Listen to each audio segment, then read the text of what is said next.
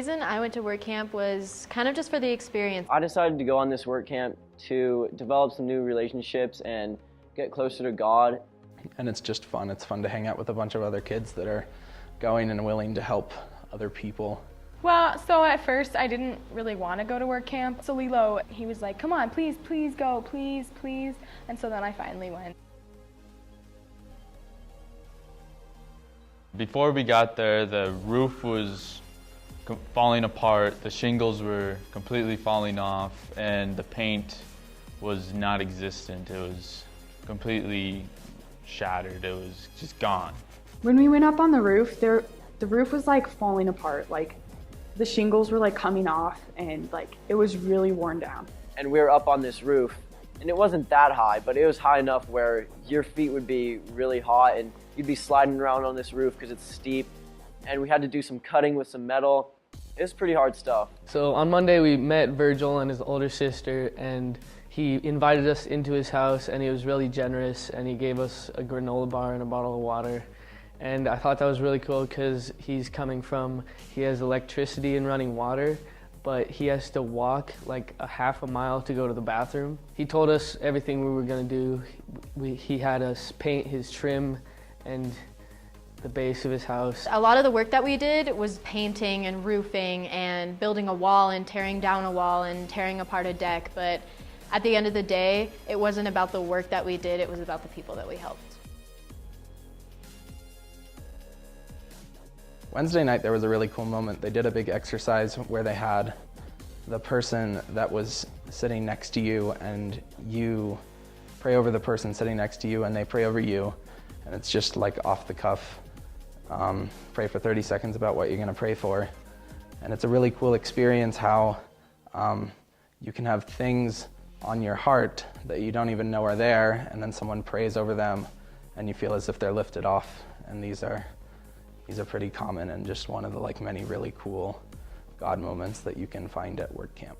On Friday, it was like 88 degrees and windy and cool, and it wasn't hot at all. It was so nice, and all the other days were just so hot. I mean, it was like 106, 102, 104 all week long. My resident, which I worked on his house, his name was Virgil Sleepy.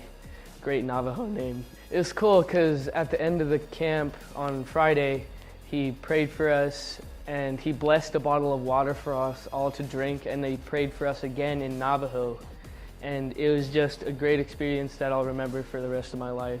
One extraordinary event that happened this week that we were at work camp is one of the crews accidentally ran over one of the dogs, and on their way back we passed them and they told us that they're going to look for a vet.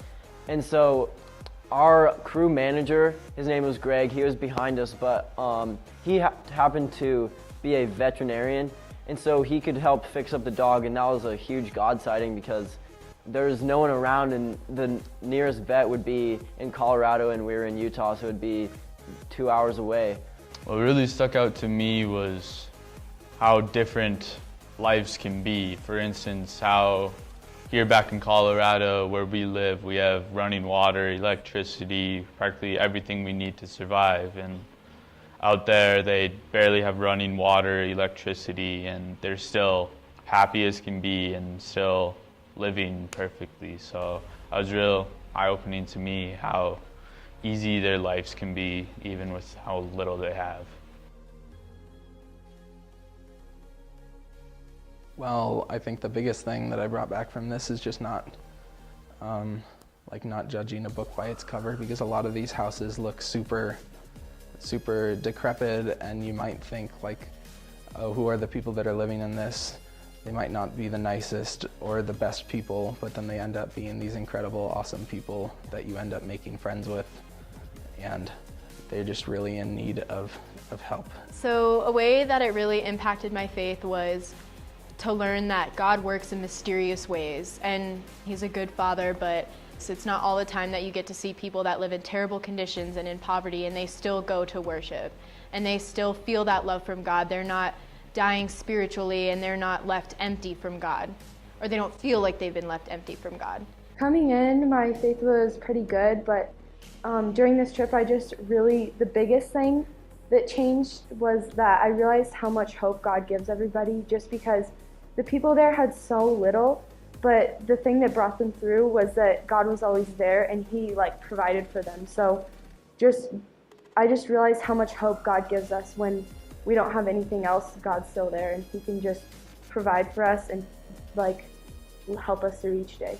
Being extraordinary was a huge part of this work camp, and it really changed my life because now that I come back, it makes me want to stick out and not be like everyone and be the different person that does the right thing. The biggest way that like I grew was like with everyone else. Like I feel like we all grow together.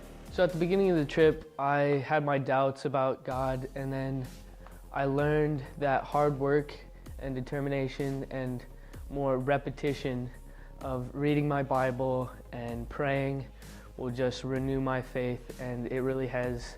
Towards the end of the trip, I started praying more and reading my Bible a little bit more, and that's just carried on into the summer and to now. To be outgoing, to find grace through Jesus, and to just go the extra mile for him.